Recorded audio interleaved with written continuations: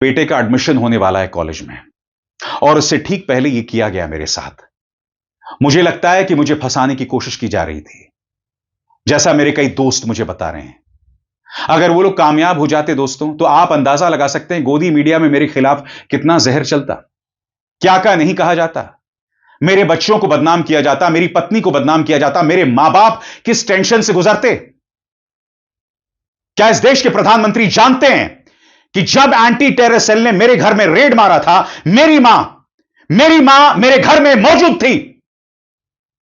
48 घंटे तक मेरी मां के हाथ कांपते रहे।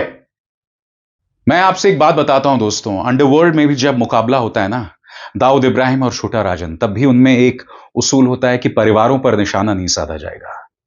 ये इतने नीच लोग हैं कि ये लोग आपके परिवार पर निशाना साधते हैं। ये लोगों ने मेरी पत्नी पर निशाना साधा, मेरे ससुर को नहीं बख्शा।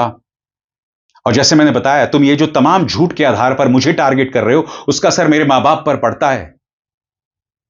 मेरे पिता 80 साल से ऊपर हैं, मेरी मां 70 साल में है, 72-73 साल की हैं। वो युवा नहीं है, मानसिक तौर पर वो इतने ताकतवर भी नहीं है। हालांकि मेरी मां बहुत ताकतवर है। मेरी मां से आप मिलेंगे ना, वो बहुत ही कमजोर हैं दिखने में, मगर वो बहुत ताकतवर है। और मैं क्यों तुम्हारा सामना कर लेता हूं?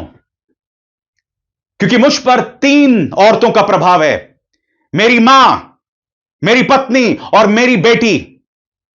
3 इस दुनिया की सबसे ताकतवर महिलाएं मेरे लिए। शर्म आनी चाहिए तुमको। मगर एक बात याद रख लो, मैं पीछे नहीं हटने वाला हूं।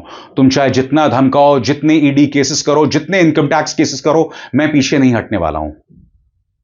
मैं डंके की चोट पर खबर करते रहूंगा। अब तुम्हारे पास एक विकल्प रह गया है कि मुझे खत्म कर दो, उसके अलावा तुम कुछ नहीं कर सकते मेरा, कुछ नहीं कर सकते तुम मेरा।